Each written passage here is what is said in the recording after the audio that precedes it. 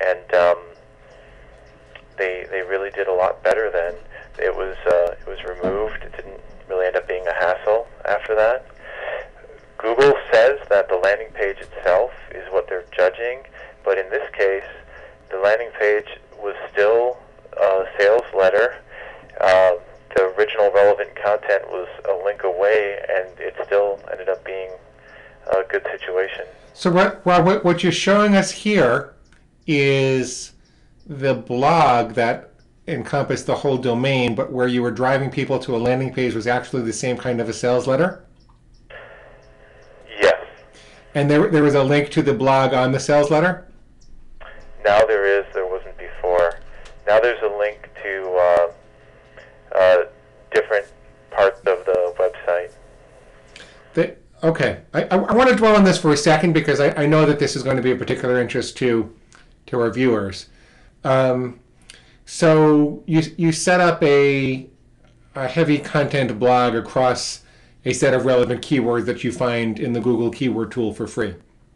And you update that on a fairly regular basis so that Google says, hey, this person is really, wanted to be part of the community, and they see them as more authoritative for that set of keywords.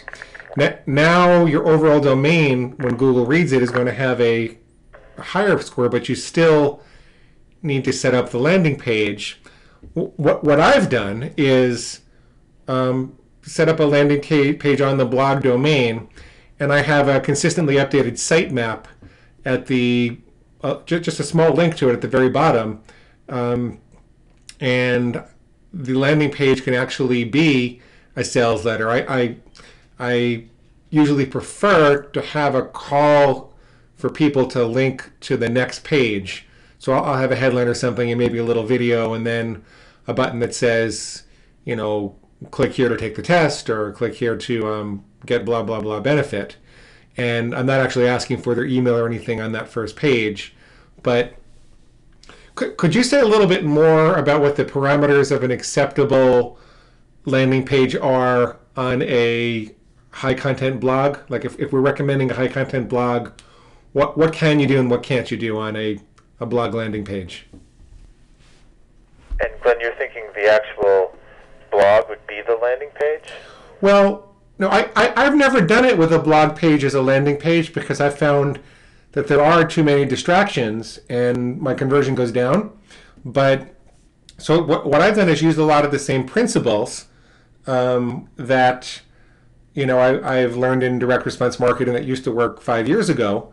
But I've got a sitemap on the domain, and and people can get to the blog if they want to. Yeah. Well, there are times where you would have a homepage like this, and one of the boxes would be an email sign up with a clear call to action, and you could send people to the homepage and think that they would sign up for your opt-in.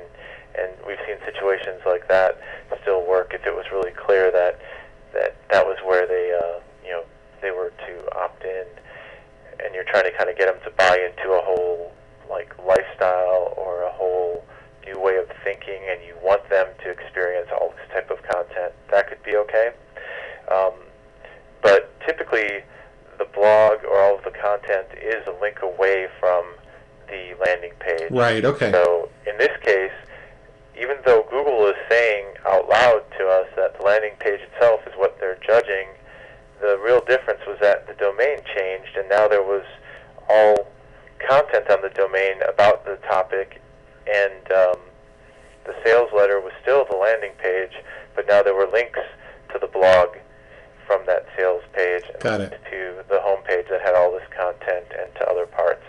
And if you feel funny putting those links as a header, you can always have footer navigation too, where after you've asked someone to opt in, you have the links, or to buy something, you have the links at the bottom to read more about this on my blog.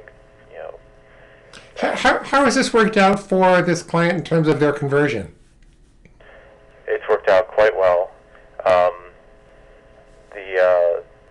The profitability is up for this client. Interesting. Yeah, I mean, I was very reticent to start using a blog, and I just wanted to send people directly to sales letters all the time. But I've even found, not just from Google, but when I send people to a pre-sale page on my blog, I get a much better conversion. I'm actually making more money using a blog than without using a blog. So I'm very much in favor of this strategy. Yeah. So, anything else we want to say about this revelation? Did we talk about the importance of